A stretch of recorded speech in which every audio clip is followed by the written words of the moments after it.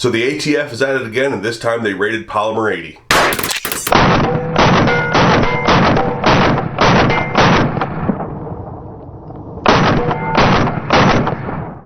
So I know I don't do Second Amendment news anymore, but this and like the arm brace thing that happened a few weeks ago has really had my blood boiling, and I just wanted to talk about it. So yesterday, I believe it was yesterday, from the time I'm filming this, ATF raided Polymer 80, and to make a potentially long story short, it was because they arbitrarily are redefining things again and saying that even though that they okayed, the ATF okayed the Polymer 80 frame, which is the, for lack of better words, just a polymer pistol frame that is 80% complete, and it needs the other 20% done by the end user.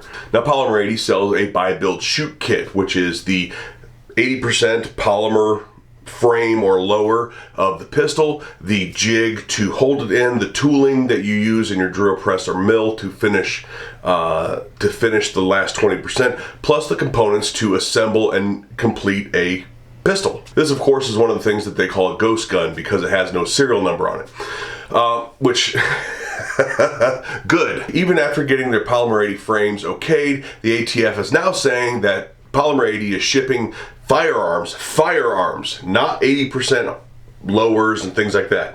They're now redefining this kit, even though it's not a functioning pistol, as a firearm. That they are selling firearms across state lines without background checks. And of course, not paying the taxes involved in doing so, which of course is really one of the things they're after. Now, this makes me think of grocery stores, because to sell prepared meals, you have to have a certain kind of license in many states. Does that mean that if I go to the grocery store and they sell me bread, lunch meat, cheese, and condiments, that they are selling me a complete sandwich? No, they're not. It's absolutely ridiculous. Then we go back a few weeks to the arm braces, where the ATF is battling it out with SB Tactical, saying that they've only submitted 2 arm braces for review for the ATF's consideration, and that the rest of the arm braces that they've been selling are illegal. And again, legality is not something that I'm concerned with. The ATF is a law enforcement agency, an illegal and unconstitutional law enforcement agency, but a law enforcement agency nonetheless.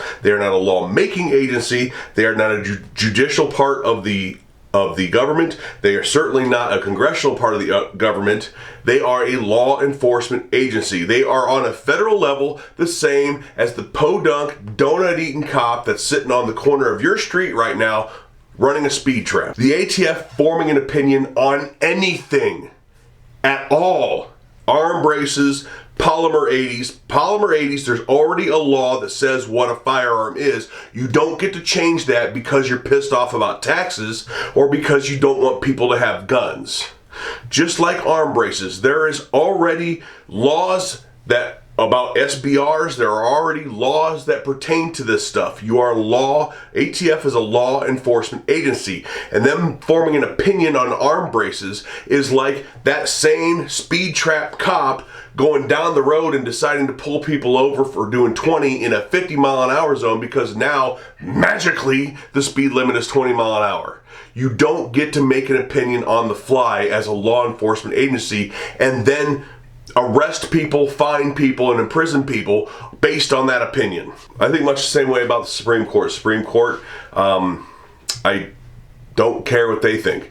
I don't care what they think my rights are. I don't elect them. They are not accountable to me. Therefore, I don't care what a bunch of robe-wearing idiots say about what my rights are. The Second Amendment is very clear, and anybody who wants to interpret it is automatically an enemy of the people. It is the people that want to interpret the Second Amendment is the exact reason the Second Amendment was written to begin with. The cops don't get to interpret it, Congress doesn't get to interpret it, Supreme Court doesn't get to interpret it, and the ATF doesn't get to interpret it. One of these days, people are going to actually have to grow some balls and either fight back against these red flag orders, against these opinions of the ATF, and they're going to stop paying taxes, they're going to stop getting licenses and stop registering things and doing all these things that tell the law enforcement agencies that yes, we are fine with all of this unconstitutional crap that you bring on to us, because we'll just go along with it in order to keep the peace. Or just delve directly into slavery and don't say, well, it hasn't hit my line in the sand yet. Yeah, your line in the sand is bullshit. Whew. Okay, rant over. What's the answer to this? I can't tell you what the answer is. Nobody can tell you what the answer is.